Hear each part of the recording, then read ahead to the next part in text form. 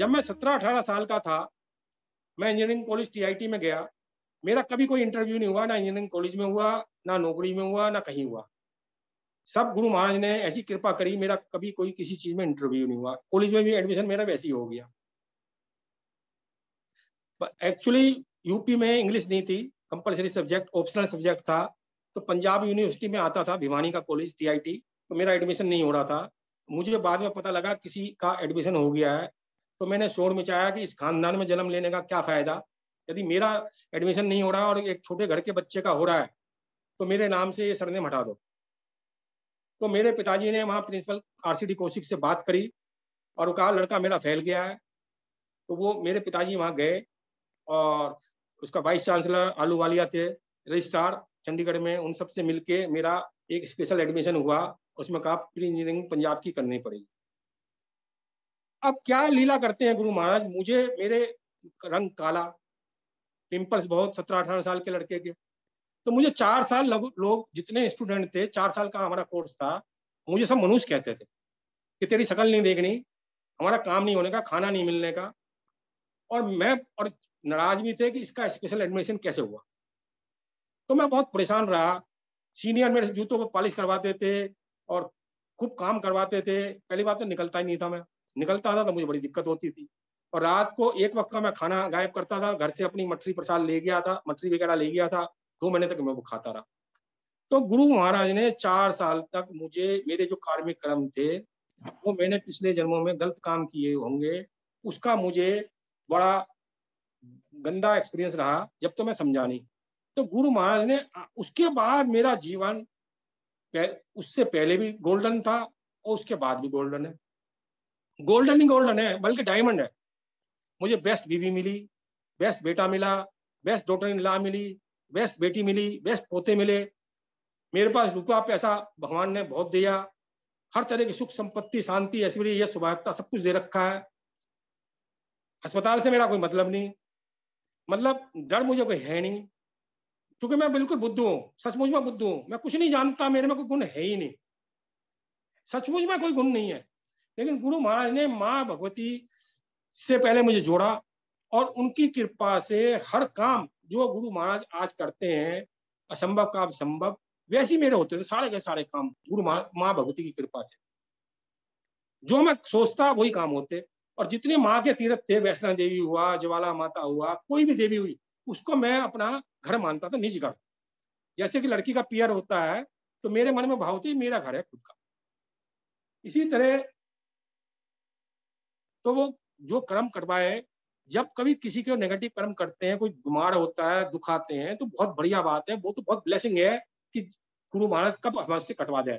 किसी के 2 साल में आएंगे, किसी के 4 साल होंगे, किसी के 10 साल होंगे, किसी के 20 साल होंगे। ये तो हमारे कर्मों के ऊपर डिपेंड करता है।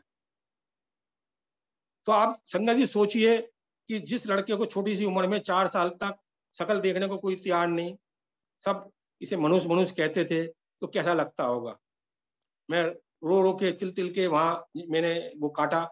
और वहां 2 प्रोफेसर ने मुझे कंपार्टमेंट दे दी, बोले कि आप मोदी परिवार से आए हो, स्पेशल आपका एडमिशन है, तो हमें साबुन कट्टे, मोदी सूट लें, और ये वो अगड़म सगड़म चाहिए।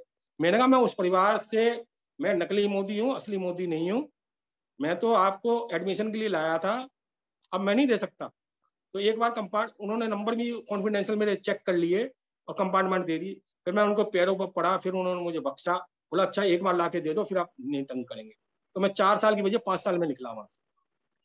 अब मुझे इसी तरह गुरु महाराज का याद आ रहा है पहले, कि एक बार जब मैं गुरु महाराज के पास जाना शुरू किया, तो कार में हम 3 संगत होती थी, 2 संगत की भैया होती थी, हम बिठाते थे हर संगत 2 संगत को। तो एक बार वो संगत बोली, कोई नई संगत या पुरानी संगत थी, मुझे याद नहीं आ रहा, उन्होंने कहा कि आप बड़े दरबार में बैठ के आपने कोई मंत्र जाप किया है? मैंने कहा नहीं।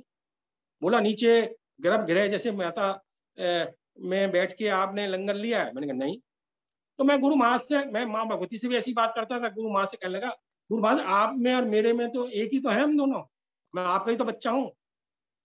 जैसे गणेश जी तो पवित्र है, मैं मिट्टी में सड़ा हुआ हूँ, तो मेरे जैसा कोई तो कल्याण करना है। मैं माँ भगवती से भी ऐसी बात करता था और मैं हंसने लग गया। और मैं उन संगत से कहने लगा आज ही हो जाएगा काम। ये जब ऐसा है, जब तक पूरी जब तक हम 13 सीढ़ियां नीचे नहीं उतरते हैं जहाँ लंगर लिया जाता है, और मंत्र जाप दरबार में होना तो आज ही हो जाएगा, इसमें क्या बात है। मैं गुरु वहां से हंसने लग गया, और सचमुच में उसमें 2-3 बार हमारे चक्कर कटे, और अंत में मुझे आधा घंटे के लिए वहां दरबार में बैठ के मंत्र जाप हुआ। और जब हम नीचे, मैं अपनी मिसी जाने लग गया, तो मेरे बाद सबको रोक लिया उन्होंने, और हमने नीचे लंगर लिया। तो ये भी उसी तरह जैसे माँ भगवती की कृपा। आज अभी मैं थोड़ी सी अपना बता के, फिर मैं कुछ सत्संग में सुना नहीं पाता हूँ टाइम की वजह से, क्योंकि मेरी मिसेज ने मुझे पहले ही कह दिया है कि 9:10 पर 15 मिनट तक आप खत्म कर देना सत्संग। मैंने कहा ठीक है जी, जैसी आज्ञा। और चूंकि सुरेश वासन जी, उनकी टीम भी बहुत काम करती है, तो टाइम पर ही सत्संग खत्म होना चाहिए। सबसे पहले मैं ये बता रहा हूँ कि गुरु महाराज से जुड़ने से पहले, मतलब बचपन से ही मैं बहुत धार्मिक था, बहुत ज्यादा धार्मिक। और मैं गीता प्रेस गोरखपुर की किताबें मेरे घर पर आया करती थी। मेरे पिताजी रामायण का पाठ करते थे, और बहुत धार्मिक थे वो भी। और देवी माँ के अनुष्ठान होते थे हर 6-6 महीने में। और तो मैं भी गीता प्रेस गोरखपुर की किताबें आती थी, बचपन से पढ़ता था।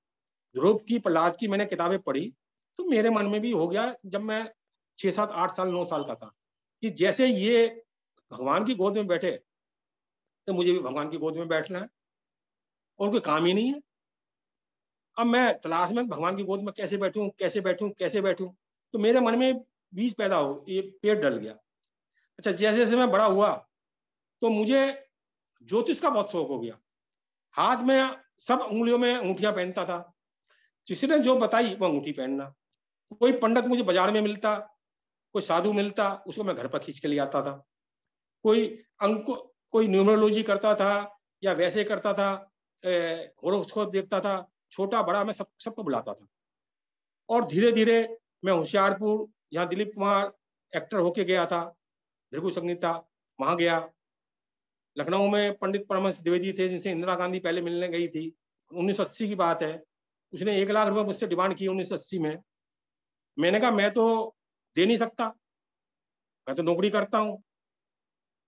तो उन्होंने कहा, अच्छा, उन्होंने सब कुछ बता दिया मुझे, आपके बाबा का नाम ये, दादा का नाम ये, नानी का नाम ये, भाई का नाम ये, जीजा का नाम ये, हर चीज बता दी, केवल मेरे जन्म के टाइम से। तो मैंने कहा भी आप मेरी सब लिखी है किताब। तो उन्होंने कहा मैं 1 लाख रुपए लूंगा। मैं मोदी मिल में था उन दिनों मैनेजर, तो वहां के एजेंट के थ्रू गया था। तो मैंने कहा जी मैं तो नौकरी करता हूँ। तो बोला नौकरी तो आप नाम मात्र की करते हो, जो आपको ये बता रहा है कि आपके मिसिस का नाम ये है, इसके बाप का नाम ये, उसके बाप का नाम ये, तो और आपकी बेटी का नाम ये, बचपन का नाम बेटी का ये, बेटे का नाम ये, तो आपके बारे में सब कुछ जानता नहीं। तो मैंने कहा चलो आप जानते हो सही है, तो मैं तो आपको 100 रुपए से ज्यादा देना नहीं चाहता, मेरे लिए तो 100 रुपए भी बहुत है। तो उन्होंने कहा, हंसने लग गए वो। बोला जी हम नहीं लिखने के, जाओ। तो वो एजेंट मेरे लखनऊ वाले बोले कि ये हमारे घर के हैं, वो घर के थे। और उन्होंने कहा ये, अच्छा, मैं ईमानदार अफसर था, तो सब मुझे खुश करना चाहते थे, एजेंट वगैरह, मेरा ज्योतिष में शौक था। तो उन्होंने कहा ठीक है, हम आपकी जन्म पत्री लिख देंगे। तो मैंने कहा मैं तो 500 रुपये दूंगा ज्यादा से ज्यादा। तो उन्होंने मेरी जन्म पत्री लिखी। तो इस तरह मैं भीड़वाड़ा भी गया, वहां भी बता गया सफेद रसगुल्ला खा के आए हो, मेरी मिसिज प्रेग्नेंट थी, वो भी बता दिया उन्होंने। तो ऐसे ऐसे ज्योतिषियों से, बंबई भी मैं गया, तो मेरा खब ज्योतिषियों से मिलने का मौका था। मैं माँ भगवती के जागरण मंडल से जुड़ा, निष्काम, जहाँ फूल चढ़ाए जाते थे। 10-12 साल में मोदी नगर से दिल्ली जाया करता था, मेरा साला मेरठ से आता था कार से, उसके साथ जाया करता था। अच्छा, मेरे मन में माँ भगवती के साक्षात दर्शनों की बड़ी इच्छा थी। हर काम, छोटे से छोटा, बड़े से बड़ा, माँ भगवती की कृपा से होता था। कोई मरने वाला हो, मैंने माँ भगवती से कह दिया माँ उसको जीवन दान दे दो, और डॉक्टर ने, अपोलो वाले ने कह दिया मरने वाला है, तो वो बच जाता था। किसी की शादी नहीं हो रही, जन्म पत्री में बिल्कुल मना, मैंने कहा माँ कर दो, तो हो जाता है। मैं उन सब से कहता था आप माँ के लिए क्या करोगे, कोई जागरण चौकी आपको 1 साल में करनी पड़ेगी। तो माँ भगवती के साक्षात दर्शनों की मेरी बहुत इच्छा थी। तो मुझे गोरखपुर की किताबें पढ़ के मुझे पता लगा कि भगवान के दर्शन जब होंगे जब मैं गुरु धारण करूँ। तो मैं गुरु बनाने की तलाश में लग गया। तो गुरु महाराज से पहले मेरे 8-10 गुरु बने। राघव ऋषि बनारस वाले, इस्कॉन मंदिर वृंदावन, ब्रह्म ऋषि कुमार स्वामी, अवधूत बाबा शिवानंद, देवा माँ जी गाजियाबाद की, और एक अकाल पुरख के कोई बने, इस तरह कई सारे गुरु बने। मेरे किसी में भी श्रद्धा नहीं थी। और कुमार स्वामी के द्वारा मैं, मेरी मिसिज सिंगापुर भी गए, हमारे 1.5-2 लाख रुपए खर्च भी हुए, और वहां 1 लाख रुपए हर गुरु पैसे मांगता था नॉर्मली, और मेरे लाखों रुपए लग गए। और मुझे लगता, और मैं कहता था पाखंड पाखंड पाखंड, जाता भी था कि बगैर गुरु के मेरा कल्याण नहीं है। तो ये चलता रहा चलता रहा चलता रहा, और मैं सब रिश्तेदारों में, दोस्तों में बदनाम हो गया। ये तो रोज गुरु बदलता है, रोज गुरु बदलता है। मेरे मिसिज भी, भाई भी, बंद भी, जीजा भी, बहन भी, सब नाराज हो गए। ये इसको पागल हो रहा है, क्या हो रहा है, गुरु रोज बदलता रहता है। अच्छा, इसके बाद कुमार स्वामी के साथ साथ मुझे अब्दुल बाबा मिले। तो वहां मुझे लोगों ने कहा, जब तक मेरी दोनों में श्रद्धा थी थोड़ी थोड़ी, तो कहने लगे कि भाई जब तक एक नहीं मानोगे। मैंने कहा एक मैं कैसे करूं, मुझे तो एक कोई भी संपूर्ण नहीं लग रहा। तो बोले एक मानो, एक मानो, एक मानो। मैंने कहा मैं कैसे मानूं। अब लीला क्या होती है कि 3 अगस्त 2015 को मुझे, मेरा जन्मदिन था, मेरे पास ऑर्डिनरी फोन था, वो फोन खराब हो गया। तो स्मार्टफोन मेरे बेटे ने, मिसिज ने मुझे गिफ्ट किया। मेरी मिसिज के पास स्मार्टफोन पहले आ गया था, 5-6 महीने, 4-5-6 महीने पहले। मैं जानता नहीं था ऑपरेशन। तो मैंने उसमें वैसी टाइप कर दिया मेरी मिसिज से पूछने से, पूर्ण सतगुरु, और उसमें गुरु महाराज की फोटो आ गई। मैं उसका फोटो समझ रहा था, अब तो पता है स्वरूप है। और मुझे ये अच्छे नहीं लगे। मुझे लगा कि फिरोज खान डॉन कैसे आ गए। मैंने जल्दी से कहा अपनी मिसिज से, बेटे से, इन्हें हटाओ, हटाओ। अब वो कहने लगे कि हम तो नहीं हटाने के, आप तो जो हो सनकी हो, और इनकी पिन दब गई होगी कोई, उस पिन दबने से वो आ गए थे। तो गुरु महाराज मेरे मोबाइल में 15 दिन रहे संगत जी, 3 अगस्त से 18 अगस्त तक। और गुरु महाराज ने मुझे अपने बारे में ऐसी ऐसी चीजें बताई। मेरे ख्याल से किसी भी नई संगत, पुरानी संगत को इतनी चीजें गुरु जी ने नहीं बताई जितनी मुझे बताई। और वो चीज रात को गायब हो जाती थी, और मैं फर्श पर उछलता था बहुत जोरों से, मिल गए, मिल गए, मिल गए, मिल गए, मिल गए। मैं पागल हो गया आनंद में कि मेरे तो मुझे मालिक, भगवान, सतगुरु मिल गए। तो इन्हीं की कामना थी मेरे मन में, बचपन से इन्हीं की कामना थी, सच कह रहा हूं मैं। तो मैंने कहा मिल गए, मिल गए, मिल गए, और वो चीज गायब हो जाती, मैं भूल जाता था। और ये रहता जादू सा, जादू सा, ये आज भी याद है जादू। सब बहुत चीजें बताई, बहुत चीजें बताई गुरु जी ने। 18 अगस्त को 22 दी में पिन दब गई, और गुरु जी महाराज जी चले गए मोबाइल से। इसके बाद 22 सितंबर 2015, ज्वाला माई हमारी इष्ट देवी हैं, कुल देवी हैं। तो मैं, मेरी मिसिज 3 दिन के लिए ज्वाला माता जी के मंदिर में गए। और वहां हमने हिमाचल टूरिज्म के गेस्ट हाउस में, मेरे बेटे ने 3 दिन के लिए हमारा बहुत अच्छा अरेंजमेंट कर रखा था। तो 3 देवियां और माँ कांगड़ा जी, चिंतपूर्णी जी। तो हमने कहा वहां से वहीं ज्वाला जी रुक के दर्शन करेंगे। नैना जी भी हम नहीं गए। तो हम वहां रुक गए। तो ज्वाला माता जी के हम तीनों दिन गए। तो पहले दिन गए, भोग बड़े भाव से प्रसाद लेके गए, क्योंकि मैं माँ का तो, माँ को अपनी सगी माँ से भी ज्यादा मानता था, माँ भी मुझे मानती थी अपना।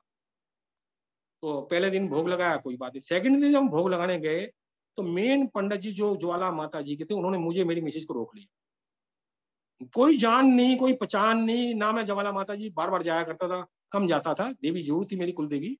तो पंडित जी ने कहा आज आप दोनों माँ का सब भोग लगाओगे, दूध से, घी से, इससे उससे, और मंत्र जाप हम करेंगे, और माँ से मांग लो जो मांगना है। अच्छा, मैं माँ भगवती से कभी मांगता नहीं था, क्योंकि मेरे मन में था सगी माँ है, माँ तो अपने आप ही काम करती, तो मेरे काम भी अपने आप हो जाया करते थे। मैं तो वैसे ही कह दिया करता था जैसे लोग अपनी माँ को कहते हैं कोई बात के लिए, कि माँ उसको जीवन दान दे दो, माँ उस बच्चे की शादी कर दो, माँ उसका ऐसा कर दो। तो माँ कर दिया करती थी। और किसी किसी के काम माँ को नहीं करने होते थे, तो माँ बोली तू कह तो रहा है। माँ मेरे से बात भी करती थी, बोली इसका काम नहीं होने का, तू कह रहा है। तो माँ ने, किसी ने कहा एक दफे हनुमान चालीसा का पाठ करे, सुंदरकांड का पाठ करे। तो माँ बोली करने का नहीं है, उसने वास्तव में नहीं किया। तो माँ मेरे से बात भी करती थी, मैं रोता भी बहुत था। तो उन्होंने मंत्र जाप किया, और मैंने माँ से कहा, माँ ज्वाला जी से, मैंने कहा माँ कोई सदगुरु है या मैं ऐसे ही मर जाऊंगा। इसके बाद वो 9 ज्योतियां जो ज्वाला माता जी के मंदिर में हैं, जो काली माँ और माता है, उन सबके दर्शन करवाए। और उसके बाद लेके हनुमान जी के पास बाहर, बोले ये 5000 वर्ष के पांडवों के समय के हनुमान जी हैं। बाबा से जो आप मांगोगे, वो जो भी प्रार्थना करोगे, वो माँ जगदम्बा ज्वाला माता की कृपा से पूरी हो जाएगी। आप हनुमान जी से, बाबा से कहो। मैंने कहा बाबा कोई सदगुरु है या मैं ऐसे ही मर जाऊंगा। ये कह के मैं दिल्ली वापस आ गया। 31 दिसंबर 2015 मिस्टर पीसी गुप्ता नोएडा से, जो मेरे जिया जी के समधी हैं, मेरे जिया जी हैदराबाद से आए हुए थे 2-3 दिन के लिए, उनका प्रोग्राम था कि मैं नोएडा भी जाऊंगा। मैंने कहा ना, मैं आपके समधी साहब को अपने लंच में बुला लेता हूँ। और उनके आने के बाद उनसे 5 घंटे उन्होंने गुरुजी के बारे में मुझे बताना शुरू किया। मेरा उनसे बहुत झगड़ा हुआ, क्योंकि वो कह लगे गुरुजी महाशिव जी हैं। मेरे समझ में नहीं आया, क्योंकि मेरी तो बहुत सारी यात्राएं थी। तो मैंने योगी साहब की भी पहले किताब पढ़ रखी थी, सारे धार्मिक अनुष्ठान, शिव पुराण, भागवत और देवी पुराण सारे पढ़े हुए थे, सब ग्रंथ मैंने पढ़े हुए थे, सारे पहले हर चीज मैंने पढ़ी हुई थी पहले, गुरु महाराज से जुड़ने से पहले। तो मेरी बड़ी बहस हुई। मैंने कहा भागवत में लिखा है 4,34,000 बाद कलिक का अवतार होगा, तो भगवान कैसे हो सकते हैं? तो उन्होंने कहा भगवान के लिए कोई नियम है? भगवान तो कुछ भी कर सकते हैं।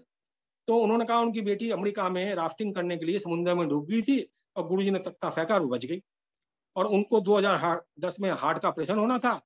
मैं अस्पताल का नाम भूल गया, कौन सा अस्पताल था, उनके पंपिंग वगैरह हार्ट की बहुत कम थी। तो गुरुजी आए डॉक्टर के भेष में संडे को, और गुरु का भग जा, और वो उन्होंने अपना सब जो लग रहा था कुछ वो हटा के निकल गए। और वो उससे पूछा कि कोई लंबा सा गोरा सा डॉक्टर आया था? तो वो चौकीदार बोला ऐसा तो कोई नहीं है। तो उन्होंने पैसे जमा करवा के अपने निकल आए। वो कह रहे मैं तो इलाज नहीं करवाने का। जब से अब तक वो, उनकी गाड़ी, आज 11 साल हो गए हैं, उनकी गाड़ी चल रही है, बड़े मंदिर भी जाते हैं, सत्संग में भी जाते हैं अंकल पीसी गुप्ता जी। उसके बाद जब उन्होंने बड़े बड़े कृष्ण में मुझे सुनाए गुरु महाराज के, तो मैंने कहा वो शक्ति तो है। मैंने कहा मैं कैसे जुड़ूंगा? बोले बड़े मंदिर जाना पड़ेगा आपको, वो 33 किलोमीटर। मैंने कहा मेरा बेटा जाने नहीं देगा, कार में चलाता हूँ 5-10 किलोमीटर, मैं लंबी चलाता नहीं, ना मुझे रास्ते याद होते। तो उसके बाद 1 नवंबर को मैंने 30 तारीख को आए थे वो, 30 अक्टूबर को, 31 संडे को मैंने पीसी गुप्ता जी से कहा कि पीसी गुप्ता जी मंदिर आना तो बड़ा मुश्किल लग रहा है, आप कैसे जुड़ूं? उन्होंने कहा द्वारका में कोई सत्संग होते होंगे, मैं महेंद्र, कमांडर महेंद्र का नंबर दे रहा हूँ, वो गुरु जी की पुरानी संगत है 2003 की, आप उनसे बात करो। मैंने उनको फोन मिलाया। उन्होंने कहा कुमार स्वामी तो गुरु जी के पैर दबाने आए थे पहले, और ऐसा है, तो आप बिल्कुल सही आ गए हो, और कपूर साहब के यहाँ सूर्य अपार्टमेंट में सत्संग है कल 2 नवंबर को, आप वहां जाओ। तो मुझे वहां का एड्रेस मिला, मैं वहां चला गया। मेरी मिसेज जुड़ी हुई नहीं थी। मेरी मिसेज ने कहा कि आप तो रोज बदलते हो, मैं तो नहीं मानने की। मैंने कहा कोई बात नहीं, मैं चला गया। और मेरे पास बैठने की चेयर थी, मैं वो लेके गया। मुझे पता नहीं था, क्योंकि मेरे थोड़ा कमर में दर्द रहता था, तो मुझे पता नहीं था कि बैठने की कोई इंतजाम है नहीं है। तो मैं बैठने की मेरे पास चेयर ले रखी थी मैंने, वो मैं लेके गया था, नीचे जमीन पर रखी जाती थी। तो वहां, इससे पहले वहां जो मुझे लंगर प्रसाद मिला, उसमें मिर्चें बहुत थी, लाल मिर्च, हरी मिर्च। मुझे हरी मिर्च भी बहुत मिली। और मैं घर पर कभी भी लाल मिर्च, हरी मिर्च नहीं खाता था।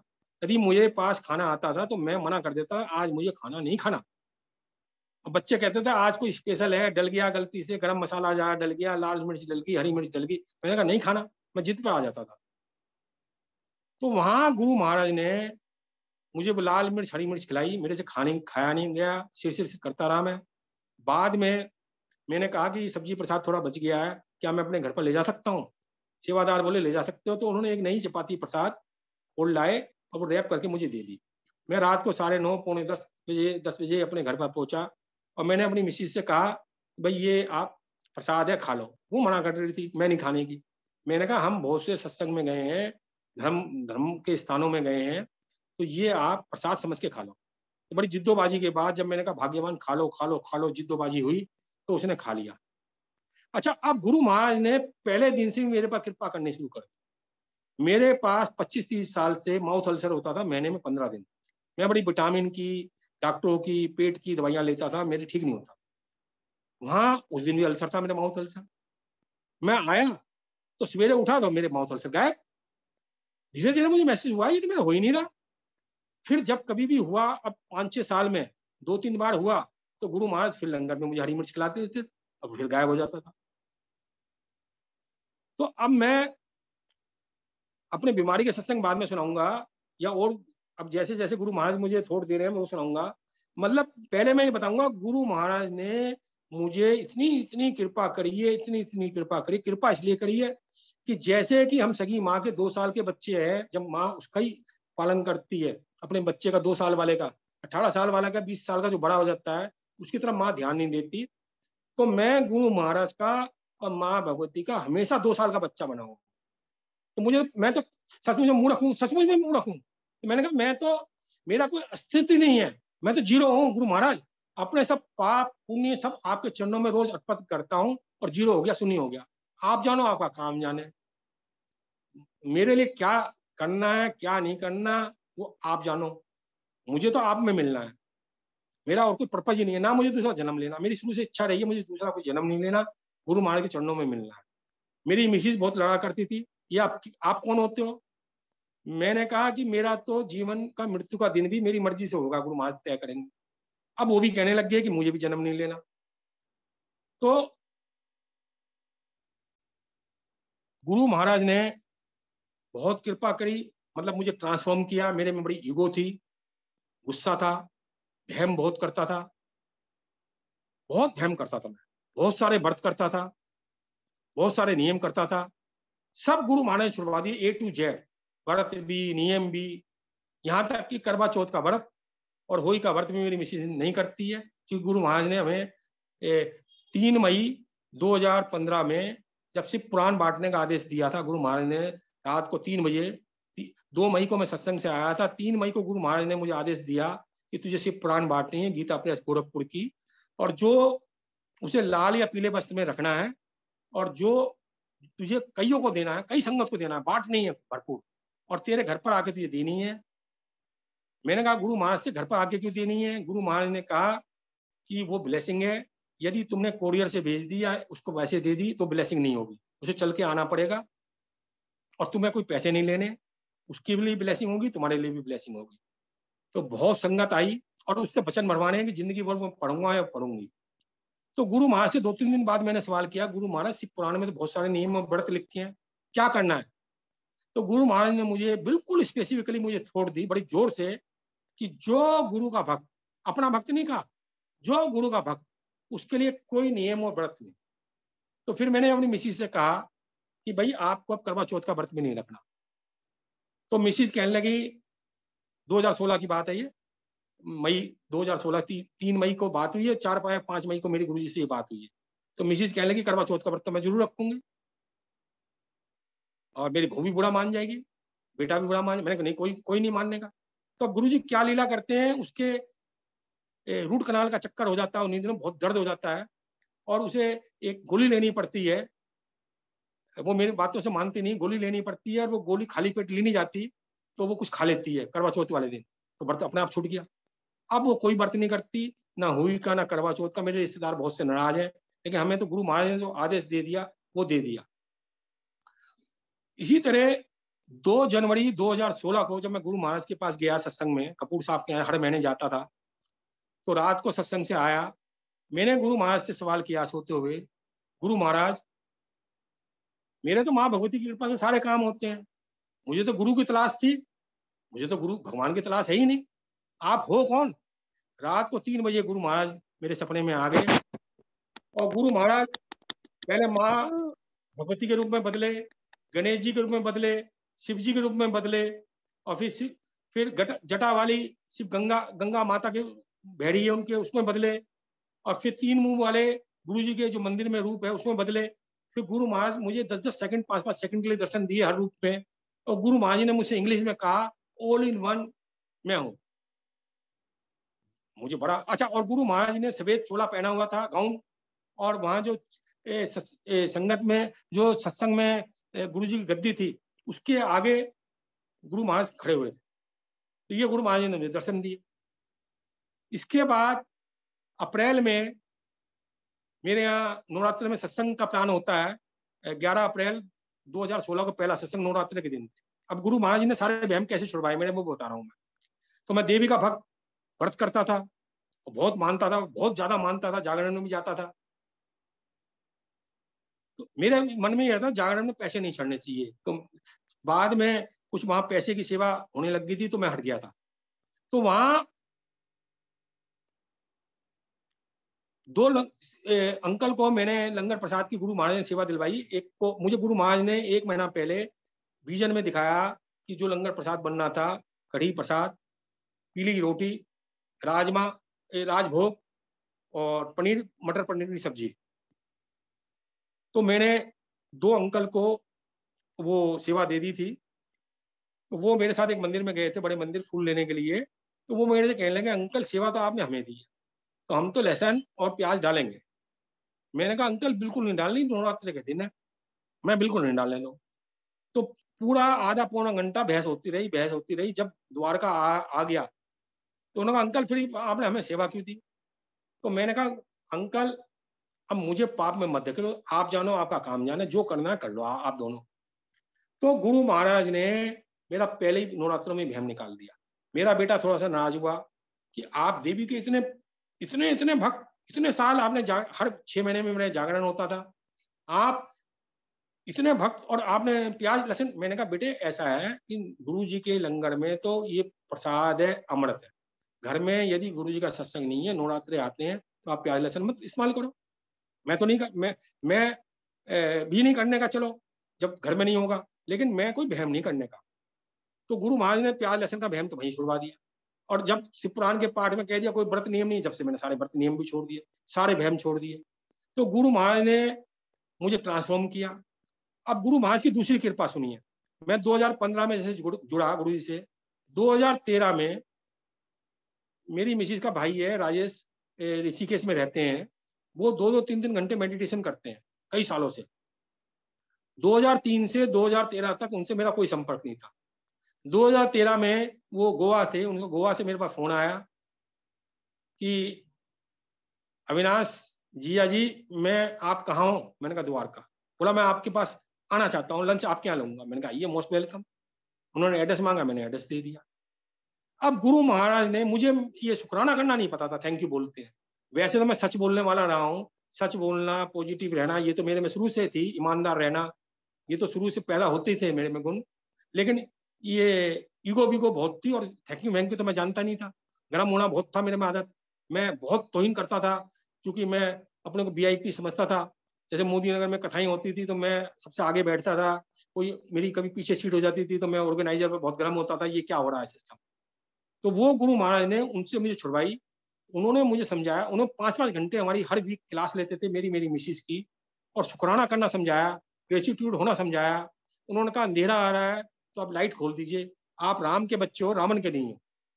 आपको बाहर कोई गुलदस्ता दे जाता है कांटों का, आप लेते ही नहीं हो, तो आपको कैसे मिलेगा? इसलिए मतलब उन्होंने समझाया, कोई गाली देता है उसका बुरा मत मानो, उसको भी थैंक यू बोलो। तो 1-1.5 साल 2 साल तक वो हर हफ्ते आते थे, और रात को 8 बजे आ गए, 2 बजे जा रहे हैं, 1 बजे जा रहे हैं। और क्या जादू था, मैं मेरी मिसिस हम उनके पास बैठे रहते थे। तो गुरु महाराज ने अपने से, क्योंकि गुरु महाराज से तो हम कई जन्मों से जुड़े हुए हैं, और पैदा होते गुरु महाराज देखने लगते हैं। जैसे योगी की किताब में भी लिखा हुआ है, बचपन से गुरु तलाशने लगते हैं अपने बच्चों को। तो उनसे मुझे गुरु महाराज ने ट्रांसफॉर्म करवाया, आदतें मेरी बहुत सी बदल दी, तो डाउन टू अर्थ मुझे करते चले गए गुरु महाराज। तो ये गुरु महाराज ने मुझे चेंज किया। अब गुरु महाराज ने कितना प्यार करते हैं वो मैं बता रहा हूँ। मैं पहले गुरु महाराज बहुत बहुत बहुत अति अति सबसे प्यार करते हैं, सबसे प्यार करते हैं। जब मेरा 3 अगस्त को जन्मदिन था, तो मैंने मंदिर से बड़ा स्वरूप मिला, और मैंने कहा बड़ा स्वरूप आ गया बन के तो अपने घर पकड़ूंगा सत्संग, नहीं आया तो किसी के सत्संग में जाऊंगा। 3 अगस्त 2016 की बात बता रहा हूँ। तो एक सत्संग स्वरूप बन के नहीं आया, तो एक जनकपुरी में बड़ा सत्संग था। अब मैं गुरु महाराज की कृपा से आधा घंटे पहले हर सत्संग में गया हूँ। एक आध सत्संग में देर में पूछा है। गुरु महाराज ने 4.5 साल में मुझसे 550-600 सत्संग अटेंड करवाए हैं। 27-27 दिन, 16 दिन, जैसे गुरु महाराज का 25 डेज, 16 दिन, 7 दिन। तो गुरु महाराज का 7 का अंक है, तो मैं 7 के अंक को बहुत लकी मानता था गुरु महाराज की कृपा से। तो इच्छा हुई गुरु महाराज 7 सत्संग लगातार अटेंड करवाइए, 16 सत्संग करवाइए, 25 करवाइए, 30 के 30 दिन करवाइए। तो गुरु महाराज ने इस तरह मेरे से शुरू में सत्संग करवाने, अटेंड करवाने शुरू किए लगातार। और कभी 2-2 सत्संग भी करवाए। एक बार गुरु जी ने 4 सत्संग भी करवा लिए।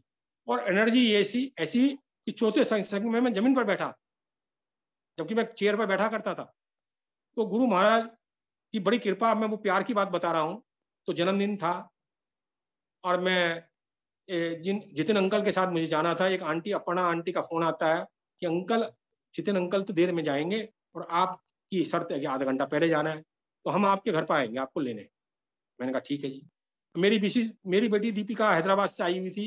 उसने कहा मम्मी बिल्कुल नहीं जाएंगी, मैं कभी कभी आती हूँ थोड़े दिन के लिए, तो मैं मम्मी को नहीं जाने दूँ, पहले जाने दूंगी आपको भी नहीं। मैंने कहा बेटे मेरा तो जन्मदिन है, मैं तो जाऊंगा जो, मम्मी को भेज दे, तू भी चल। बोले नहीं, मम्मी नहीं जाऊँ मैं नहीं जाऊँ। मैंने कहा ठीक। तो जब अपर्णा आंटी का फोन आया, मैंने उनसे कहा कि आज मेरा जन्मदिन भी है। तो उन्होंने कहा अंकल फिर तो आंटी को भी ले चलो। फिर मेरी दीपिका वहीं खड़ी हुई थी। दीपिका ने कहा फोन बंद होने के बाद कि मैं भी जाऊंगी और मम्मी भी जाएंगी। मैंने कहा बल्ले बल्ले। और वो आंटी और सुमन तनेजा पहली बार मेरे घर पर 4:45 बजे, 6:30 का सत्संग था, 4:45 बजे आ गए। अच्छा, मेरी बेटी इससे पहले क्या कहती है कि आप गुरु जी करते हो सारे दिन, और स्पेशल जन्मदिन आपका क्या बन रहा है दोपहर को।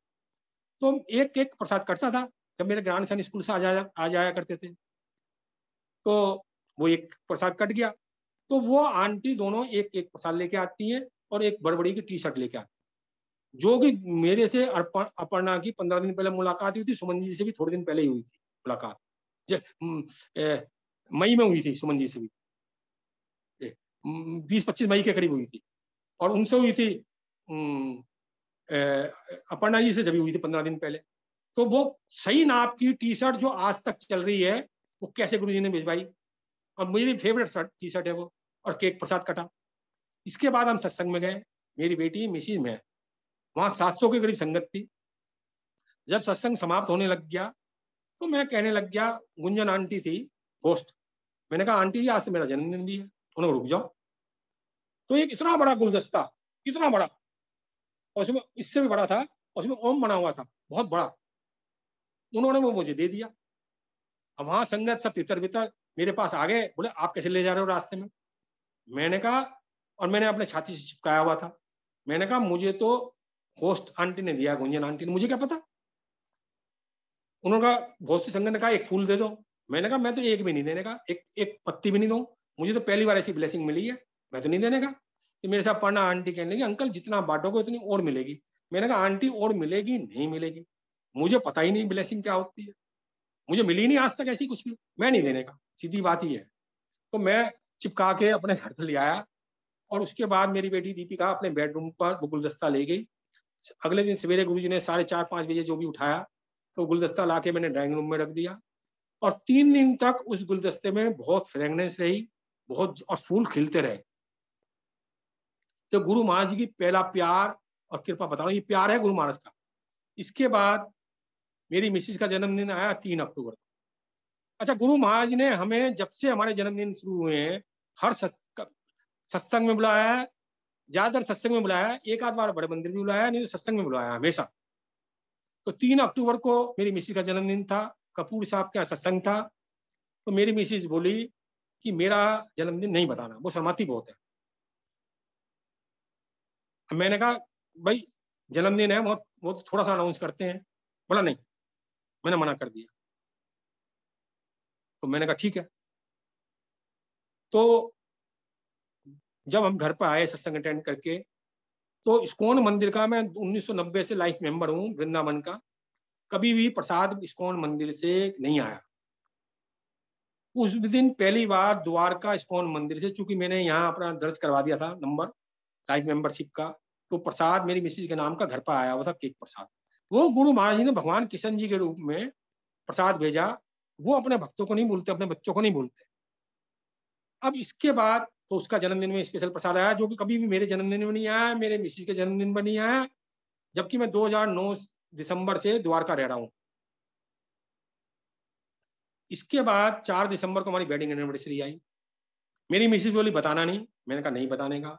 सुमंत तनेजा जी का सत्संग था, हम गए। अब गुरु जी की लीला देखिए कि वहां 2 जयमाला रखी हुई थी और 2 जोत थी। एक जोत सुमन आंटी ने जगाई, एक जोत उन्होंने अपनी दूसरी जन जगवाई, वो मेरी मिसिज से जगवाई, और एक माला उन्होंने चढ़ाई, एक माला मुझसे चढ़वाई, जबकि उनको कुछ नहीं पता हमारी शादी की सालगिरह है। सत्संग समाप्त हुआ, मेरे से रहा नहीं गया। मैंने कहा मेरी मिसी से जोत जगाई गई है, मेरे से फूलों की माला चढ़ाई गई है।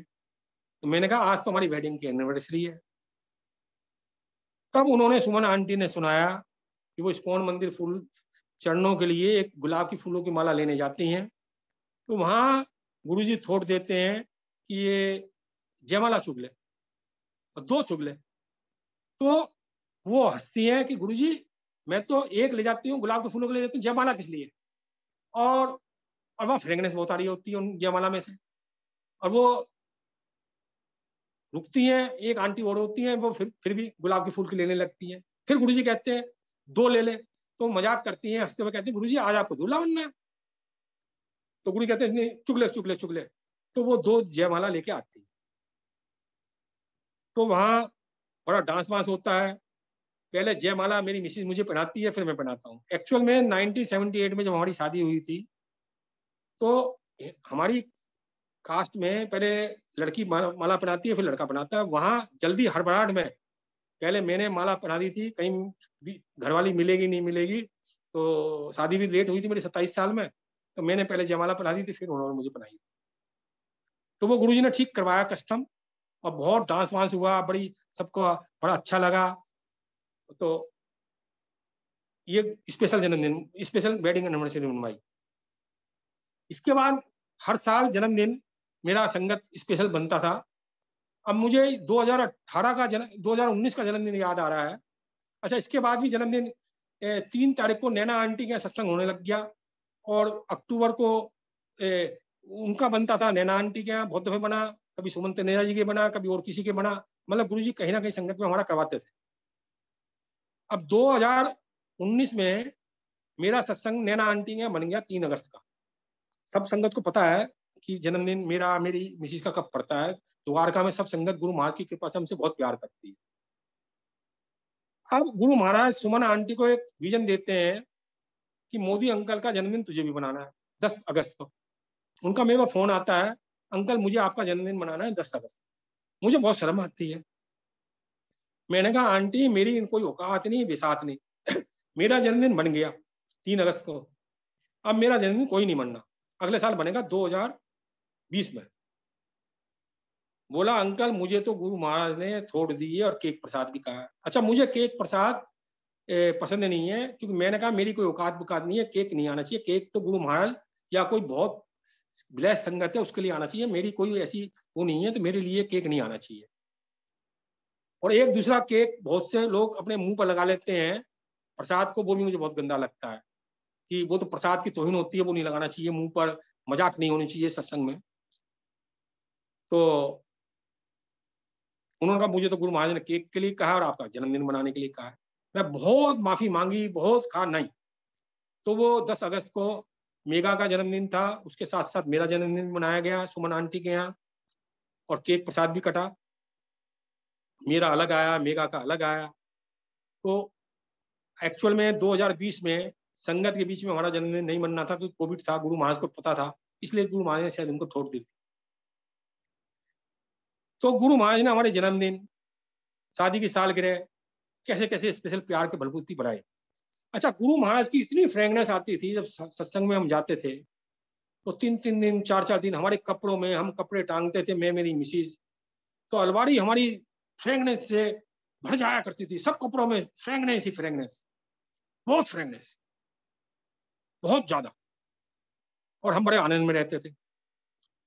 एक बार बड़े मंदिर में बैठा हुआ था, मैं हाथ आगे करके कहा गुरु महाराज जैसे आपसे बहुत प्यार बहुत प्यार बहुत कृपा मिल रही है, और प्यार और कृपा और प्यार और कृपा चाहिए, और आप ज्वाला माता बिल्कुल एक है एक है एक है, ये मैं कहने लग गया। तो मेरे हाथों में इतनी फ्रेगनेंस आ गई, इतनी फ्रेगनेंस आ गई कि 3 दिन तक मैं घर में जितनी साबुन लगाता उतनी फ्रेगनेंस भर जाती थी, और जिसको छूता उसके हाथ उसको फ्रेगनेंस आ जाती थी। तो बहुत फ्रेगनेंस आई 3 दिन तक। उसके बाद नहीं आई वो फ्रेगनेंस, जब भी मैंने चाहिए प्रार्थना करी हो। अब बहुत दिनों से बहुत कम आ रही है फ्रेगनेंस।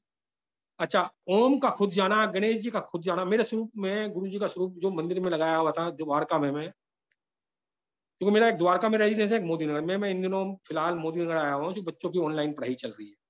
तो द्वारका में गुरु जी के स्वरूप में गणेश जी का खुद जाना, अपने आप ही खुद जाते हैं, ओम का खुद जाना, गुरु जी का खुद जाना, और कई दफे इस तरह की लीला होती है, ज्योत में अपने आप ओम बन जाना, कई दफे ओम बने, ज्योत में बनते रहते हैं।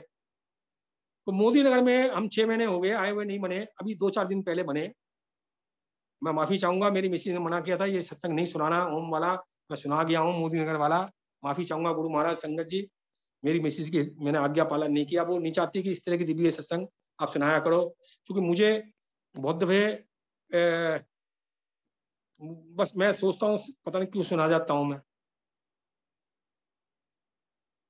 तो गुरु महाराज की बड़ी बड़ी कृपा रही, बहुत कृपा, बहुत कृपा। अब मैं कुछ फाइनेंशियल सत्संग आज सुनाऊंगा थोड़े से, क्योंकि बीमारी के सत्संग तो गुरु जी ने बहुत सुनवाए हैं, वही बात सुनवाए हैं।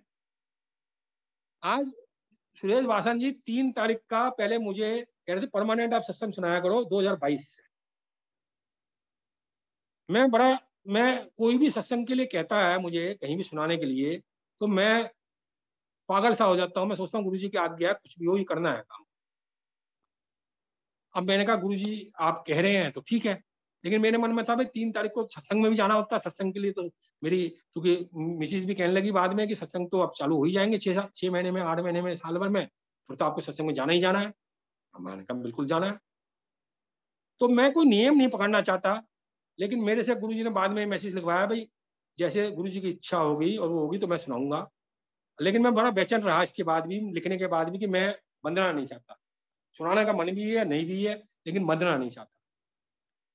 तो आज मैं फाइनेंशियल सत्संग पहले सुनाऊंगा, टाइम मिलेगा तो सुनाऊंगा, नहीं तो नहीं सुनाऊंगा, क्योंकि मेरे पास 10-15 मिनट का टाइम है।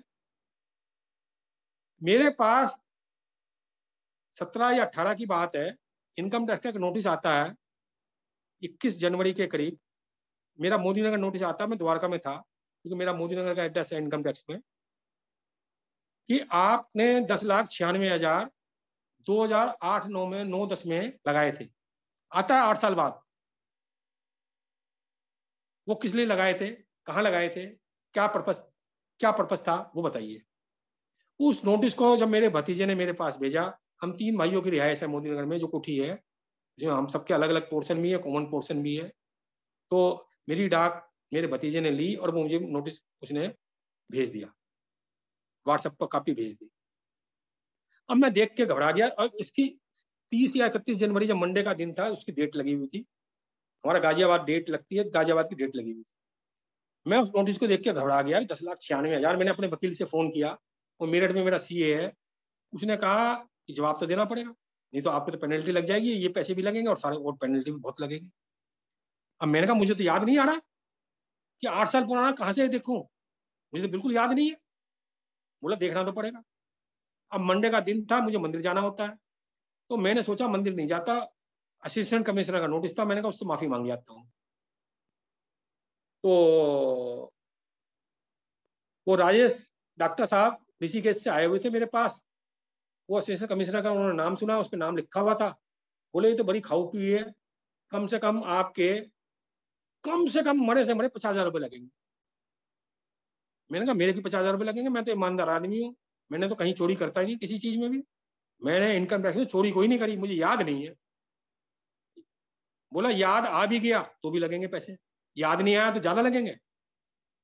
बोला मैं जानता हूँ ये पहले देहरादून में थी। मैंने कहा मैं गुरु जी का भक्त हूँ, लगने मंगने के तो मेरे कुछ नहीं। खैर, तो अब गुरु जी क्या करते हैं, मैं पहले तो मना करता हूँ मंदिर नहीं जाने का, उससे माफी मांग जाता हूँ कि उससे टाइम लेके आता हूँ। तो तभी मैं फिर मेरे दिमाग में गुरु जी थोट डालते हैं मंदिर जरूर जाना है, चाहे कुछ भी हो जाए, चाहे फांसी के तख्ते पर पलटा उल्टा दिया जाए मुझे। मैंने कहा मंदिर जरूर जाऊंगा। जैसे ही मैं कहता हूँ मंदिर जरूर जाऊंगा, मैंने अपनी सारी फाइलें जो द्वारका में थी सारी ढूंढी थी, उसमें मुझे कोई सोर्स नहीं मिल रहा था कहाँ लगाए थे पैसे, किस पर्पज के लिए लगाए थे।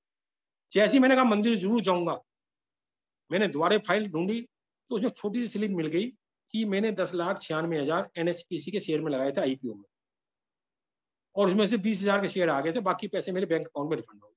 मैंने कहा जवाब मिल गया था, कहाँ लगाए थे वो। और बैंक स्टेटमेंट की कॉपी लेके, मेरे बेटे गगन का आईसीसी बैंक में दोस्त था, उसका क्लास फेलो, वो एमबीए है, तो उसने मुझे वो पुराना निकाल के दे दिया था बेटे की वजह से। वो लेके हम कमिश्नर के पास गए और हमने पहले तो उससे सवाल किया। अच्छा, उस दिन गाड़ियां गुरुजी की बहुत दिखाई दी हमें रास्ते में, गाड़ियां गाड़ियां गुरुजी की गाड़ियां, स्टिकर। और इनकम टैक्स ऑफिस गाजियाबाद में गुरुजी की गाड़ी दिखाई दी। तो गुरुजी ने इंडिकेशन तो दे ही दिया कि मैं तेरे साथ हूँ। जब मैं कमिश्नर से मिला, मैं मेरा बेटा, तो मैंने कहा आप बुढ़े आदमी को सताते हो, 8-8 साल के केस खोलते हो। बोला आप प्राइम मिनिस्टर मोदी से पूछो, 10 साल के केस अलाउ हो रहे हैं, हम क्या करें इसमें। तो मैंने कहा जी नहीं मिलता तो क्या करते हैं। बोला जी ये 11 लाख की ये पेनल्टी, और पेनल्टी लगाती है और इंटरेस्ट लेती है आपसे, आपको 30 लाख रुपए देने पड़ते हैं। मैंने कहा बहुत बड़ा जी। तो खैर मैंने कहा अब ये जवाब मिल गया है मैडम, अब तो मुझे तंग नहीं करोगे, बुढ़ा आदमी हो। बोला जाओ, ठीक है आपका मामला खत्म, आपने जवाब दे दिया, बैंक स्टेटमेंट दे दिया, ठीक है जाओ, कोई मामला नहीं है आपका, खत्म हो गया। मैंने कहा ठीक है। इसके बाद गुरुजी मुझे एक सीख भी देते हैं और सिखाते भी हैं। उसके बाद मुझे 10-15 दिन बाद ऋषिकेश जाना था। मेरे वो जो आवा के भाई कजन ब्रदर हैं, उनकी मदर की डेथ हो गई थी, तो हमें उसकी चाची है सगी, तो मुझे जाना था, मुझे मेरी मिसिस को। तो हमारा शताब्दी से ट्रेन से टिकट बुक थी। तो उस दिन मैंने अपने गार्ड से कहा मेरा अपना गोल्ड क्रॉस सोसाइटी में दबदबा है, तो सब मेरे गार्ड वार्ड को मैं फिट रखता हूँ, और सब भी इज्जत रिस्पेक्ट गुरु महाराज की कृपा से है। तो मैंने कहा भाई वैसे तो पानी जाता नहीं है, रोज ही आता है, कोई दिक्कत हो तो बता देना। सवेरे में 5 बजे उठा तो पानी नहीं नलों में, और मैंने भर के नहीं रखा बाल्टी में, और 7 बजे की मेरी ट्रेन। मैं गार्ड पर बहुत गर्म हो गया, बहुत ज्यादा। और मैंने उसके ठेकेदार को फोन किया, जबकि मैं एमसी में नहीं था, उसको आप निकालो। बोला जी आप कौन। मैंने कहा मैं ऐसे ऐसे मोदी बोल रहा हूँ। बोला जी एमसी। मैंने कहा एमसी से मैं कहीं कम नहीं हूँ, मेरा ऑर्डर फाइनल ऑर्डर है, एमसी वाले कोई मना नहीं करेंगे, आपको निकालना पड़ेगा इससे। और उसने ऐसे ऐसे काम किया है। खैर मैं ऋषिकेश से वापिस आया। अब वापिस आने के बाद 8-10 दिन बाद मेरे पास इनकम टैक्स नोटिस दोबारा आ गया। ये तो ठीक है कि आपने ये एनएसपीसी के शेयर में लगाए थे, लेकिन ये पैसा कहां से आया ये बताओ। मैं फिर घबरा गया। फिर मुझे गुरुजी ने छोड़ दी, ये तुझे नोटिस इसलिए मिला है, तूने गार्ड को निकालने के लिए कहा था, तो उस पर गर्म हुआ था बहुत ज्यादा। मेरे एकदम समझ में आ गया। वो गार्ड को एमसी ने माफ कर दिया था, उन्होंने कहा मोदी साहब से हम बात करेंगे। तो वो गार्ड को रख लिया गया, और वो गार्ड को मैंने बुलाया। वो लड़का था 25-30 साल का। उसे मैंने ऊपर बुलाया अपने पास, उससे मैंने माफी मांगी, उसे सोफे पर बिठाना चाहा। बोला जी मैं नहीं बैठने का, आप सोसाइटी, आपका मकान भी है और आप उम्र में भी बहुत बड़े हो। मैंने कहा आपको मैंने बेटे डांटा, उसके लिए माफी चाहूंगा। बोला नहीं आप तो पिता के बराबर। मैंने नहीं, पिता को भी ऐसे डांटने का अधिकार नहीं है, मैंने बहुत अपशब्द कहे थे, मैं कान पकड़ता हूँ, आपके पैर छूता हूँ, मैं माफी मांगता हूँ, मुझे माफ कर दो।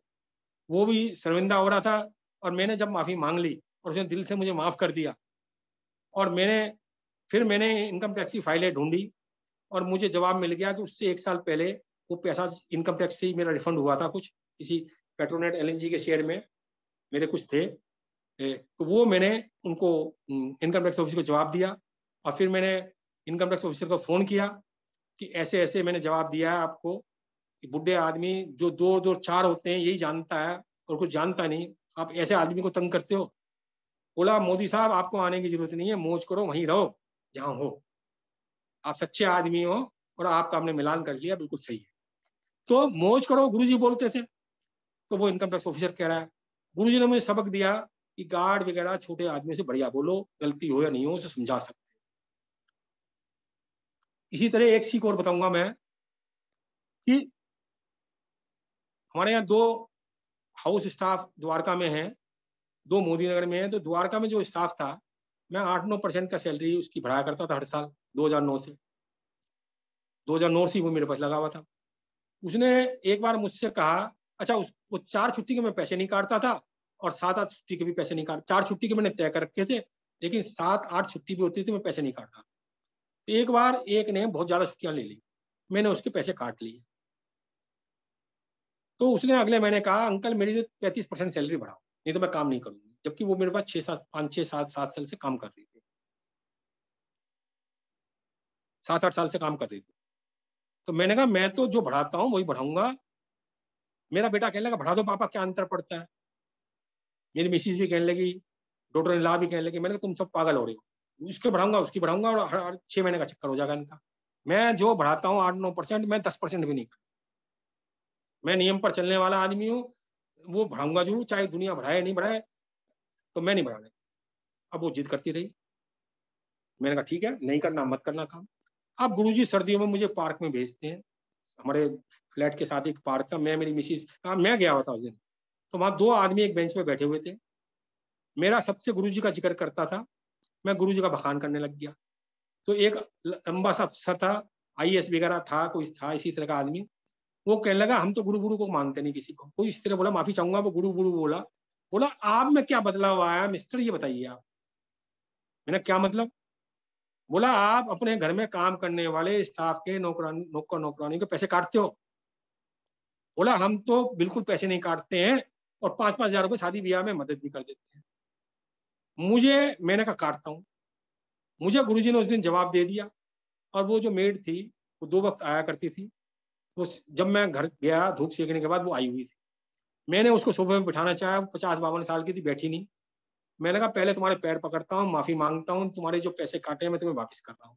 मैंने कहा पार्क में मुझे गुरुजी ने किसी सज्जन से मिलवाया है, और वो कह रहा हम पैसे नहीं काटते, और मैंने पैसे काटे आपके। और वो कह रहा 5-5 हजार रुपए भी देते हैं, और मैं तो इतना निकम्मा निकला, मैंने तो आपके पैसे काट लिए। तो बोले अंकल काट लिए तो ठीक है ना, गलती थी तो। मैंने कहा ना, ये पैसे लो अपने, और आपको काम करना है, कहीं जाना नहीं है। और मैं कोई पैसे आपके बढ़ाने का नहीं, जो 8-9% बढ़ाता हूँ वही बढ़ाऊंगा। बोला अंकल थोड़े से तो बढ़ा दो। और मैंने कहा मैं 1 रुपया नहीं बढ़ाने का इससे ज्यादा। तो बोले अंकल मुझे कहाँ जाना है, मैं भी यहीं काम करूंगा।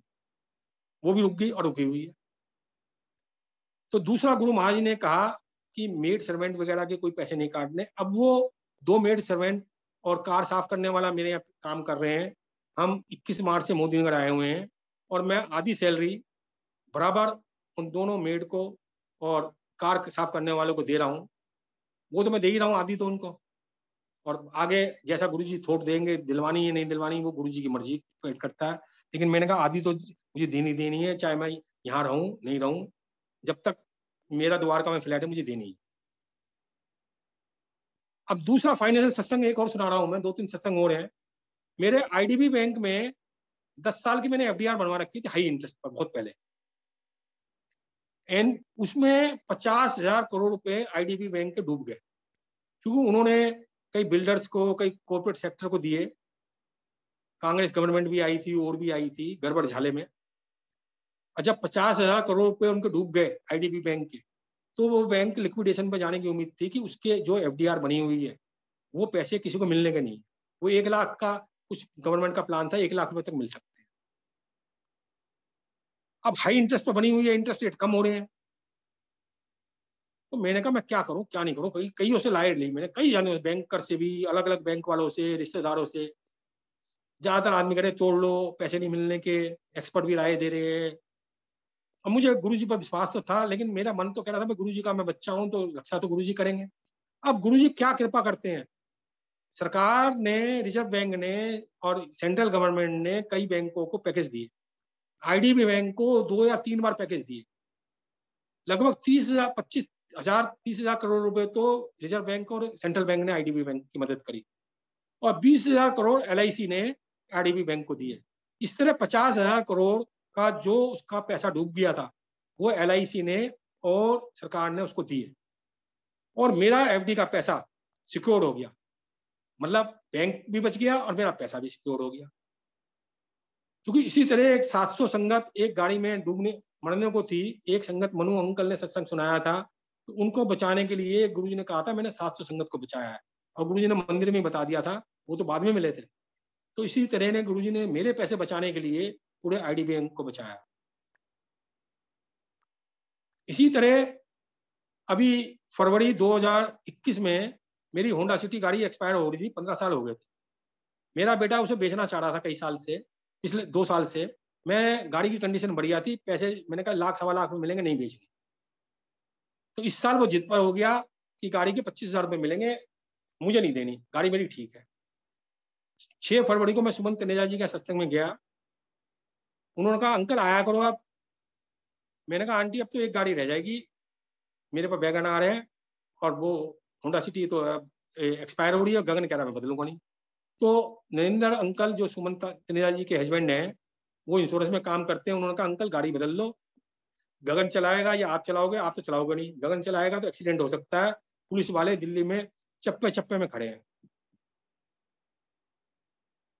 मैं 7 तारीख को गगन में भी नमस्ते करने कमरे में आता है, मैं उससे जिक्र करता हूँ तो वो मान जाता है।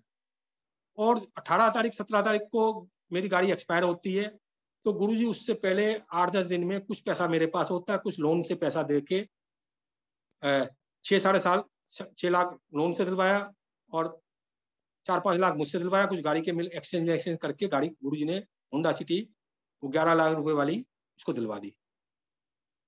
और वो ऑटोमेटिक है, उसमें अपने आप स्पीड बदलती है, सब कुछ होता है। तो वो गुरुजी ने कितनी बढ़िया गाड़ी दिलवाई, वो गुरुजी जाने। और ये गुरुजी की कृपा। अब मैं 2 मिनट में 2-4-5 मिनट में 9-15 तक सत्संग सुनाऊंगा, वो एक शेयर का और सुनाऊंगा। देखिए मेरे पास 2019 5 सितंबर को दीपिका को हैदराबाद जाना था और 2 सितंबर को दीपिका कहती है मोदी नगर मुझे मिलवा के आओ। मेरे बड़े भाई साहब की एक तबीयत खराब थी, उनकी बाद में डेथ हो गई थी। 2018 की बात है ये, 2018 सितंबर की। तो मैं मोदी नगर आया एक दिन के लिए, तो वहां मुझे मोदी नगर में 2 कागज मिले और भी कुछ कागज मिले, वो मैं फाड़ने वाला था, मैंने अपने ब्रीफ केस में रख लिए। दिल्ली जाके देखता हूँ तो 100 शेयर IFB के और 20 शेयर रिलायंस के। IFB का रेट देखा 1300, मतलब 1,30,000। रिलायंस का शेयर 1400, मतलब 28,000। 1,58,000 के शेयर, मुझे पता ही नहीं था। मैंने अपने बेटे से कहा अप्लाई करो, बेटा बोला मजाक होती है, अप्लाई करो। इसके बाद अक्टूबर में मेरा बेटा मेरठ जाता है फंक्शन में, क्योंकि मेरे बेटा का मेरी डॉटर इन लॉ का PR मेरठ में है, तो उस फंक्शन में जाते हैं। वहां मोदी नगर फिर रुकता है, फिर 71 शेयर्स 4% कंपनी के मिल जाते हैं। उसका रेट देखा 2700, 1,93,000। इस तरह 3.5 लाख के शेयर हम देखते हैं, 3.5 लाख की वैल्यू। मैं अपने बेटे से कहता हूँ अप्लाई कर। अब उसके उसके दिमाग में मैंने कहा फोलियो नंबर दे रखा है, मेरा नाम दे रखा है, अप्लाई करो। अब सत्संग तो लंबा है, मैं ब्रीफ में खत्म कर रहा हूँ 2 मिनट में। तो वो अखबार में एडवर्टाइजमेंट निकालना था, IFB का था कि जो FIR होनी है फिजिकल होनी है, ऑनलाइन नहीं होनी है। उन दिनों ऑनलाइन होती थी। असिस्टेंट कमिश्नर जो द्वारका सेक्टर 10 में बैठती है, गगन उसके पास गया, उससे रिक्वेस्ट करी, उसने कहा जी ऑनलाइन होती है, मैं फिजिकल नहीं देने के FIR। और IFB वाले बोले कि हम ऑनलाइन नहीं मानने के। तो गुरुजी का नाम लेके मेरे बेटे ने, मैं तो गया नहीं था, तो वो कहने लगी पता नहीं आपका व्यवहार इतना बढ़िया है। मेरे बेटे से बोली कि आप बड़ी पुलिस वे में बड़े बढ़िया ढंग से बोल रहे हो बच्चे, तो मैं तो इसलिए साइन कर रही हूँ, वरना कोई करने का मतलब ही नहीं है। और कोई कागज बदलाना मैं बिल्कुल नहीं करने की। गगन ने समझाया मेरे माता पिता ओल्ड हैं, अब वो सन की टाइप के थोड़े से हो जाते हैं ना इस एज में, तो वो तो मानने का नहीं, तो इसलिए आप कर दीजिए मैडम, बड़ी मेहरबानी होगी, और आप तो समझती ओल्ड एज के आदमी की। तो उसने कुछ इस तरह की बात करी और उन्होंने कहा कि आपकी बातें से मैं कन्विंस हो गई कि आप बहुत आज्ञाकारी बच्चे हो, और मैं कर देती हूँ। अब लेकिन और मत लाना। तो केवल IIM में था कि ऑनलाइन और फिजिकल लानी है। तो अखबार में एडवर्टाइजमेंट निकलना था, वो कलकत्ता में निकला। फोर्बस कंपनी में हमारा कोर्ट केस चल रहा था, उसका 2006 में जजमेंट आया हुआ था, वो मिला नहीं। कंपनी सेक्रेटरी का फोन आया कि साहब वो तो मिल नहीं सकते। तो वो चेस्टर में गुरुजी की कृपा से उसको चेस्टर में मिल गए, कोर्ट के चेस्टर में। उसने कहा जी मिल ही नहीं सकते, तो उन ऑनलाइन जजमेंट नहीं होते थे, आपके ऊपर तो कोई बहुत बड़ी पावर की कृपा है। और वो शेयर मिल गए। फिर मेरी मिसिज के सिग्नेचर नहीं मिले, तो गुरु महाराज की कृपा से एक मेडिकल सर्टिफिकेट बना, नोटरी बॉन्ड बना, और वो सिग्नेचर भी मिल गए। तो जब तक ये शेयर आए 1 साल का प्रोसीजर हो गया, 3.5 लाख के हमें 2.5 लाख रुपए मिले। और मेरे बेटे को हांगकांग जाना था, और वहाँ ये 2.5 लाख रुपए उसके इस्तेमाल हुए। क्योंकि मेरे बेटे का प्रोग्राम था, मेरे पास शायद पैसा नहीं था अलग से सरप्लस, तो वो गुरु महाराज को तो पता था इनके बच्चों को जाना है, और मैं किसी चीज के लिए मना नहीं करता हूँ। तो कैसे गुरु महाराज ने शेयर दिलवाए 3.5 लाख के, जो कि हमें 2.5 लाख रुपए एक्चुअल में मिले। तो गुरु महाराज की अपार, मेरी सब बीमारियां, मेरी मिसिस को पेट में इंजेक्शन लगते थे रूमेटाइड के, गुरु महाराज ने गोलियां भी आधी कर दी, इंजेक्शन भी हटा दिए, हमें इतनी इतनी बीमारियां ठीक करी हैं। जब कभी आगे मौका देंगे, जब सुनाऊंगा। सत्संग तो बहुत है अंकल, मतलब घंटा, 2 घंटे, 3 घंटे सत्संग जितना देर सुनवाना चाहेंगे, और कभी जब गुरु महाराज मौका देंगे सुनवाऊंगा। प्यारी प्यार, सब गुरु महाराज से जुड़े रहो। पार ब्रह्म परमेश्वर निरंकार अकाल पुरुष सदगुरु यही है, मान लो। मुझे कोई डेंगू का डर नहीं लगता, सच कह रहा हूँ। कोई एक्सीडेंट का डर नहीं लगता। शेर मुझे मार नहीं सकता, सांप मुझे काट नहीं सकता, मेरे परिवार का कोई नुकसान नहीं कर सकता, कोई तांत्रिक मांत्रिक विद्या हमारा कुछ कर नहीं सकती, क्योंकि हम तो माँ भगवती गुरु महाराज की शरण में हैं। हम छोटे से बच्चे हैं, हम ना जानते हैं, हम तो अनाड़ी हैं, बेवकूफ हैं। हमें कोई गाली देता है तो प्यार करते हैं। प्यार करना बहुत जरूरी है, निंदा नहीं करनी, प्यार करना है, खूब प्यार करना है। जो गाली दे रहा है वो हमारे कार्मिक कर्म काट रहा है, उसका बहुत ज्यादा शुक्राना करना है। और जो प्यार कर रहा है, जहाँ पॉजिटिविटी आएगी वहां नेगेटिविटी भी जरूर आएगी। जगह जगह में खाने खाने में अंतर है, तो पॉजिटिव नेगेटिविटी दोनों चलती रहेगी। नेगेटिव बातें हमें सुननी नहीं चाहिए, लेकिन कोई करता है तो उसका शुक्राना करो।